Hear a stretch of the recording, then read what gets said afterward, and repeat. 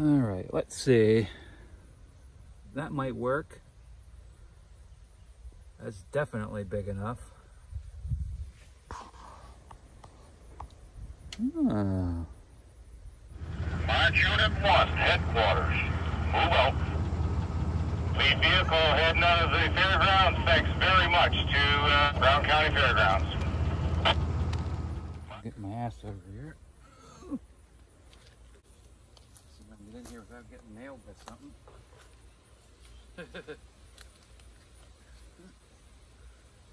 Hey there.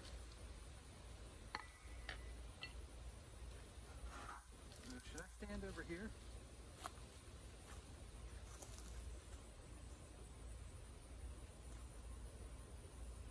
Wonder if Yins can even see me. I will give her hell anyways. I don't. Hey there, Jeep fans, Mutt Maniacs, and junk pile junkies. Johnny here, coming at you from a sunny central Pennsylvania, and we're on the hunt for replacement drums for the G518. Nobody seems to know nothing, so we're gonna engineer some replacement drums for it. You might be wondering, what the hell is this thing? Well, folks, I grew up calling this the Mule in the early to mid 90s. This is my dad's first homemade tractor, and he used this for many years. I guess it came from the frame and chassis in the rear was already done, from what I understand. It was laying over here in the weeds. The next door neighbor at the time gave it to him. He put the Yamaha in it and made it move, but made the cab for it. But yeah, I'm gonna dig through my photos to see if I can find a photo of this in operation, and if I can, I'll post it on the video.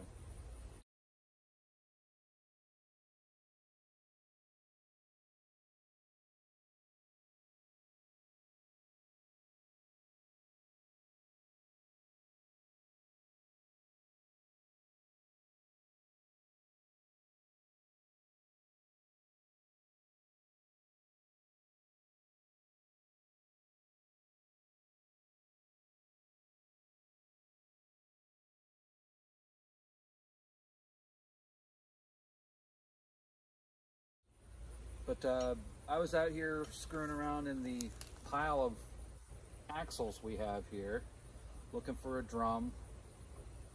And my dad was with me, and he pointed over here, and he was like, what about them? So it looks like this is a, well, I know it's a 5 on 5.5 axle. And let's set this stuff down. Okay. Just get this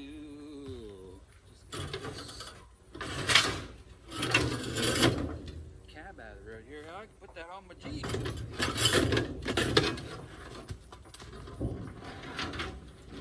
That's still a good roof.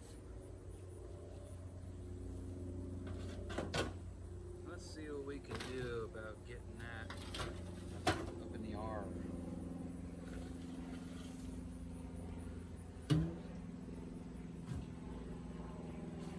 I'm not sure what kind of gearbox this thing has.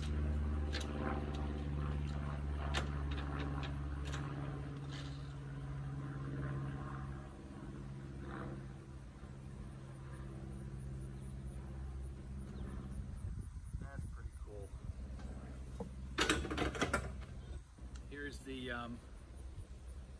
Here's the drive adapter.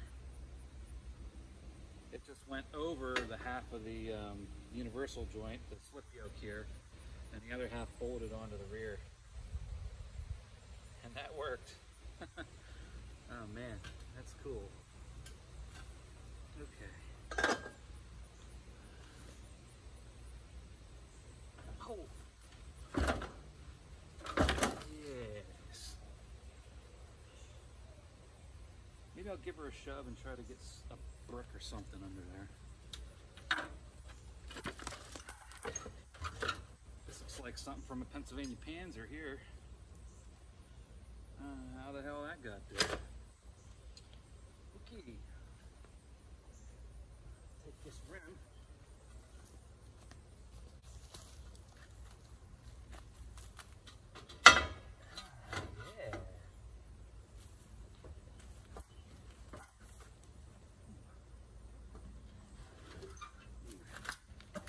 That.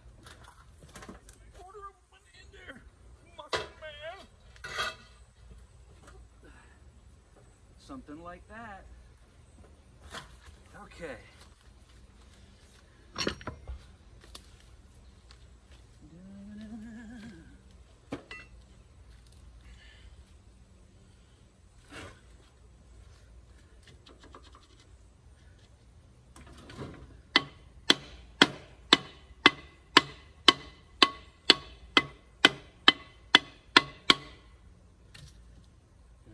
To take these little bolts out.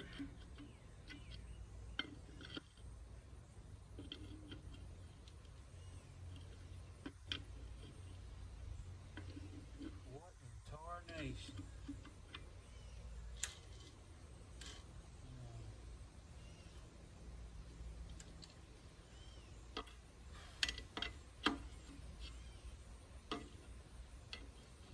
The second one.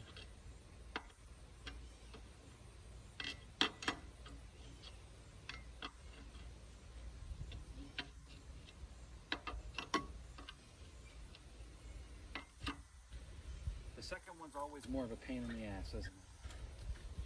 Son of a bitch. Let's see. Oof. If this is going to work any better for us here. Oh, it'll tighten. So it can't be that tight. Oh yeah. Oh yeah, buddy boy. Oh, I forgot the 7/16 wrench. Now I'll have to go get that. Let's get these loose first and off of here. Oh man, it was so tight. That was on there with one thread. How could that possibly have held that hard? That's insane.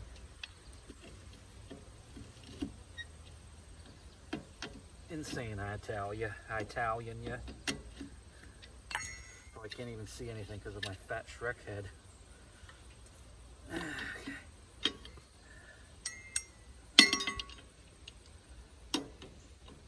Alright.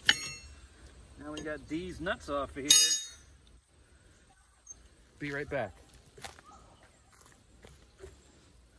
Well, those of you with sharp ears might have said right away, Johnny, you need a 1/2" wrench for a 5/16 fine thread, not a 7/16 wrench. Thankfully, I realized that before I walked all the way out here. So let's see if these come out. Yep. I'm actually, to be honest with you, I'm kind of surprised that these aren't lefty tighty, righty loosey on the left side here. I'm actually surprised these aren't left-handed studs. It's old enough, you know what I mean? You know what I mean? Hey, let me ask you something. I do that to my honey. You know what I mean? Okay. See if we can get this loose. Might need a little.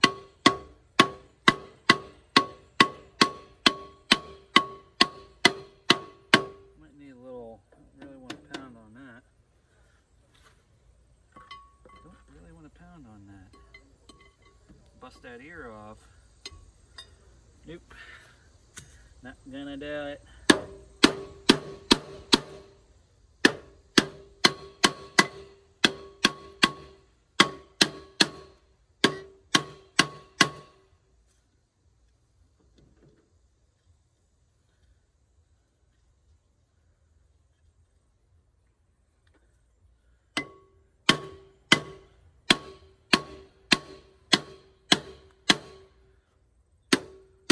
You must be careful where you hit it. You don't want to hit it too hard. You'll pull around and bend the damn thing. That's not what we want either. Figures the other one came right off. Son of a bitch.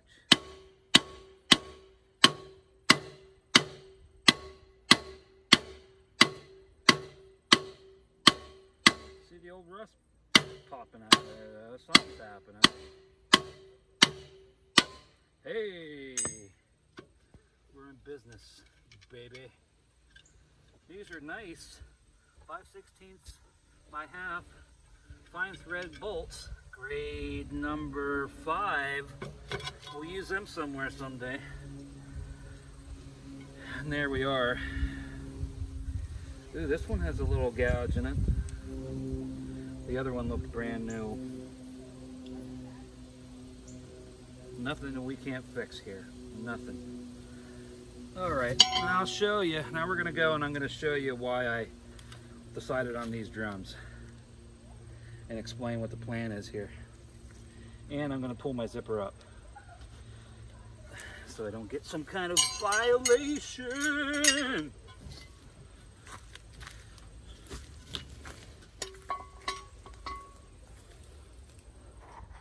Okay, side-by-side comparison. Now you can probably see why I wanted to use these drums. This is a pre-war bud, from what I've been able to glean, a pre-war bud drum, 5-bolt drum. 4.5 center, I think. The height difference is about 7/16. Okay. So to make a long story short, I'm either going to set my little treasures there. I'm either going to set this hub away from drum away from the hub, 7/16, or shim the backing plate out 7/16, so these will engage. Before we commit any further, we need to take this drum, one of the two drums, over, see how it engages with the backing plate, and we can do that because the hub's off. This will slip over the axle and should go right back onto the backing plate, because these are built a little different here in this area. Okay, cross section, you can see this has the extra reinforcement, which I'm not going to cut off. This is mid to late 50s, early 60s Ford truck drum. So we're going to see if we can make this fit. One more thing I wanted to show you. I should be able to, this bolt pattern is 5 on 4 3/4. This is obviously, those of you with a sharp eye, 5 on 5 1/2. So I should be able to hog these 5 holes in the new drum out and bolt it right up. It's going to turn, and Dadaroni's going to machine this out to 4 1/2 for me. And we should be in business. I'm thinking I'm going to shim out the backing plate, that 7/16. Then everything, if this drum fits that backing plate correctly, everything will work. And this one looks a little rougher inside, so Dad'll machine that. He loves running that lathe. He'll machine that out for me, and I can't tell you how lucky I am. That tractor, the mule, sat out back for, it's been sitting out there for 30 years. Waiting for this day, maybe. We'll see.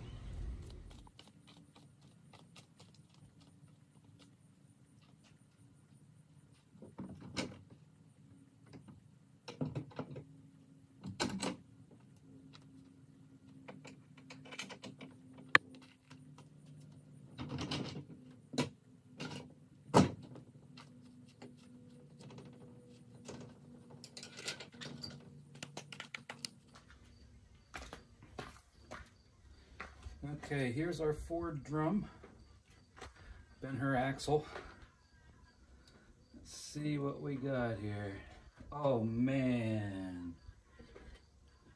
Can you believe that?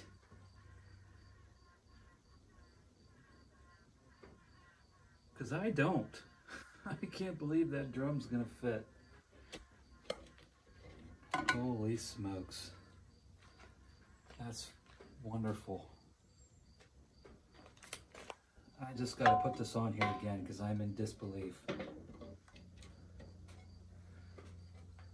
Yeah.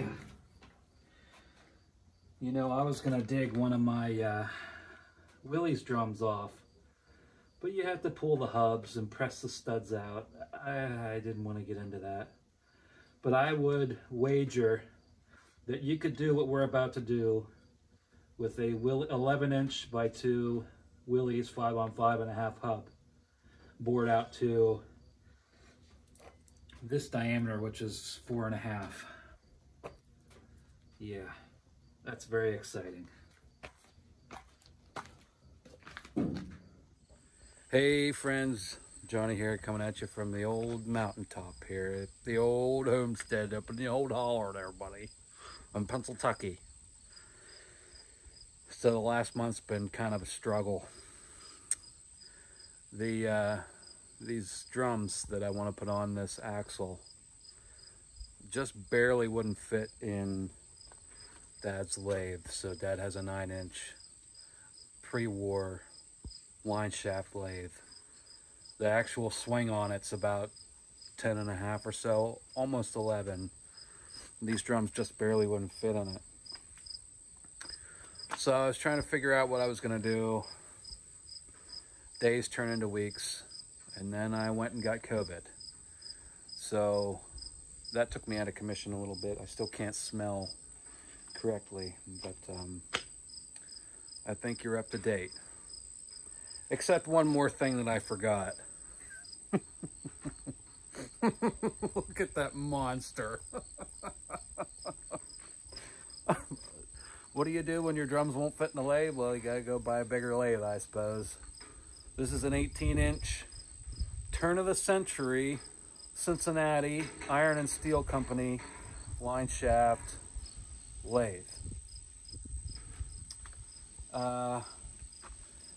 It's so damn big I don't have anywhere to put it right now, so it's sitting outside. It needs a little work. The crossfeed nut's broken. Let's go, I'll show you.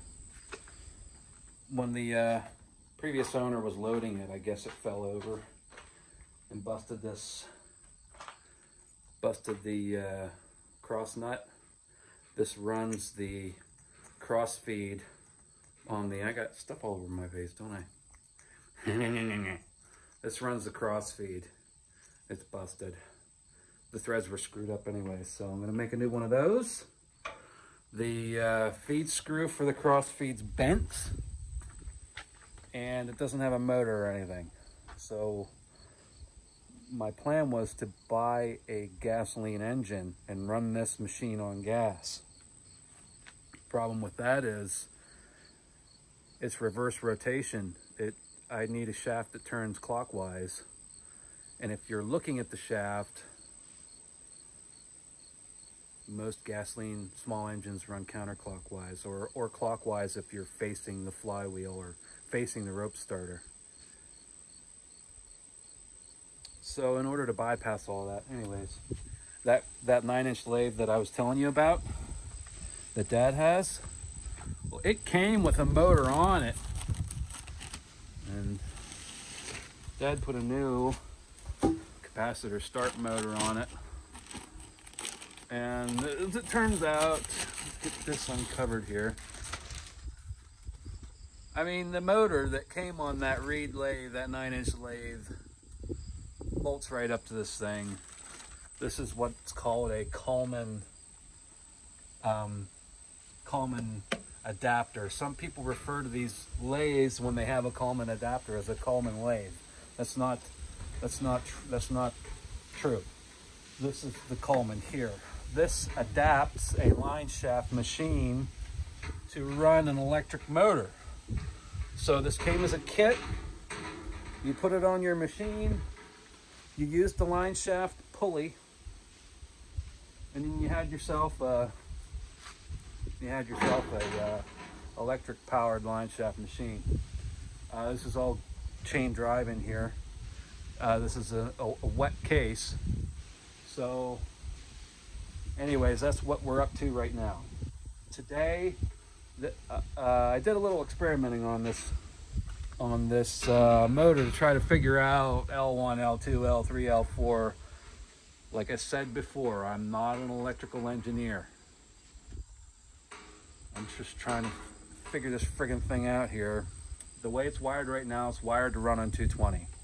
So that's what I'm gonna do. I'm gonna wire it into the generator, see if this motor will turn the spindle without the back gears and all the threading gears and all that stuff. If I can get direct drive out of this 3/4 horse General Electric, then we can get these drums done and get the axle back under the Ben-Hur. Put it this way, I spent less on this lathe than I would have spent farming the workout. So, yeah, that's where we are. I didn't want to leave y'all hanging. I felt guilty about not getting a video out, but COVID, you know, spent all these years trying to avoid COVID. And now the whole party's over. I got COVID. That's kind of screwed up, but I'm just glad I didn't get really sick. So I'm gonna work on this. I'm not gonna film it, but if it works, then that'll be the outro to this video. Then we're gonna get the machine fixed up to run, machine some hubs, and get that axle back together. So stay tuned for that. Summer's drawing to a close. 2023. The Jefferson Highway Convoy is almost a year away.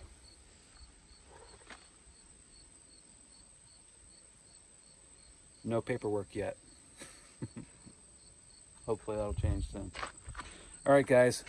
See you next time. Keep on jeeping on. We'll see you out there.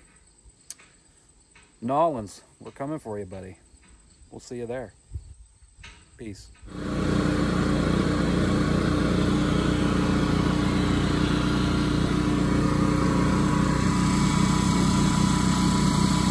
Nice and quiet. That thing, not so much. But great success.